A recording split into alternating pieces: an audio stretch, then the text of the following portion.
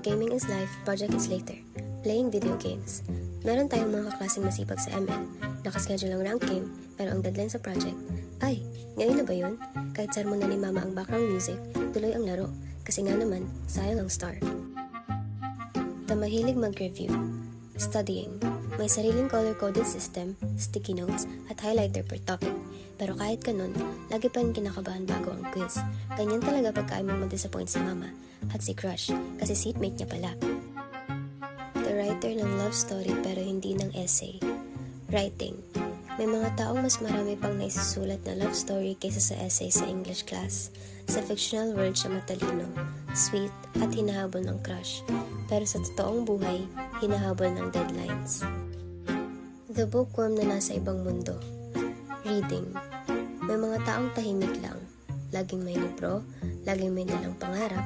Pero pag tinanong mo kung asa na yung report, hindi rin alam.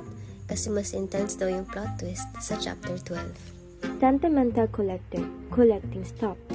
Meron din parang may sariling museum sa kwarto kasi nga lahat ng bagay memorable raw. Pero hindi memorable sa taong gusto niya. Drawing.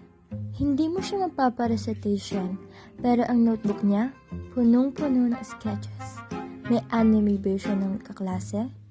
Minsan pati si Crush, may drawing na.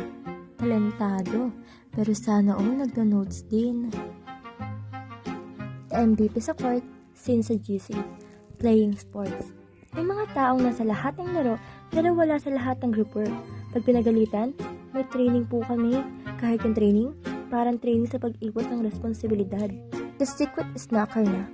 Eating. May mga taong hindi mo alam kung estudyante o mini grocery. Sa bag, may piatos. Sa bulsa, may gummy worms.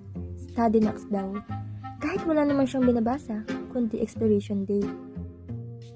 The Watcher sa gabi, zombie sa umaga. Watching movies. Lagi nila sinasabi, isang episode na lang. Pero biglang, 3 AM na. Naka-move on na si character. Siya, hindi pa rin. Ang ending, late na. May eyebags pa na mas matindi sa finals week. Bawat hilig may kwento. At minsan, doon natin mas nakikilala ang sarili natin. At ang isa't isa. Hindi naman natin kailangan maging expert o ng perfect setup. Ang importante, ginagawa mo yung nagpapasaya sa'yo.